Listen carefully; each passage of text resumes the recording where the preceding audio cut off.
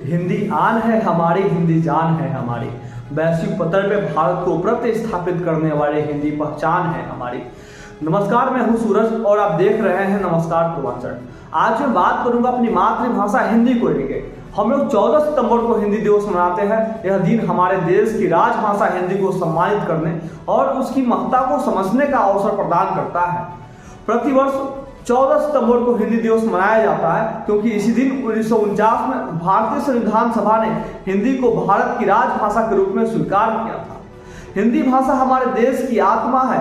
यह केवल एक भाषा नहीं बल्कि हमारी संस्कृति, सभ्यता और विचारों की अभिव्यक्ति का माध्यम है। देश के विभिन्न कोनों में लोग अलग अलग भाषाएं और बोलियां बोलते हैं, लेकिन हिंदी हमें एकता के सूत्र में बांधती है। यह संवाद का वह सेतु है जो भौगोलिक दूरियों को समाप्त कर एक राष्ट्र की भावना को मजबूत करती है। तभी भारतेंदु हरिश्चंद्र जी लिखते हैं, निज भाषा उन्नति है, सब उन्नति को मूल, बिन निज भाषा ज्ञान के मितन ही को सूल। हम सबको अपनी भाषाओं पर गर्व होना चाहिए। हमारी हिंदी भाषा ने देश को एक सूत्र में पिरोने में अहम भूमिका निभाई है। हिंदी केवल भारत ही नहीं बल्कि दुनिया के अन्य हिस्सों में भी बोली और समझी जाती है।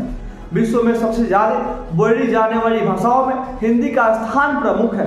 इसके बावजूद हमें यह महसूस करना होगा कि आज के समय में हिंदी को उसके उचित सम्मान और उपयोग के अवसर पूरी तरह से नहीं मिल पा रहा है। कई बार हम यह देख पाते हैं कि हिंदी बोलने वाले लोग अपनी भाषा के प्रति आत्मविश्वास की कमी महसूस करते हैं, जबकि अंग्रेजी को उच्च दर्जे का माना जाता है।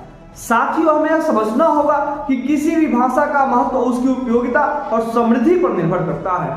हिंदी में साहित्य, कला, विज्ञान और विभिन्न क्षेत्रों में भरपूर सामग्री उपलब्ध है जिससे हमें पढ़ना और समझना चाहिए। हमें गर्व के साथ हिंदी का उपयोग करना चाहिए और इसे एक नई ऊंचाई पे पहुंचाने का प्रयास करना चाहिए।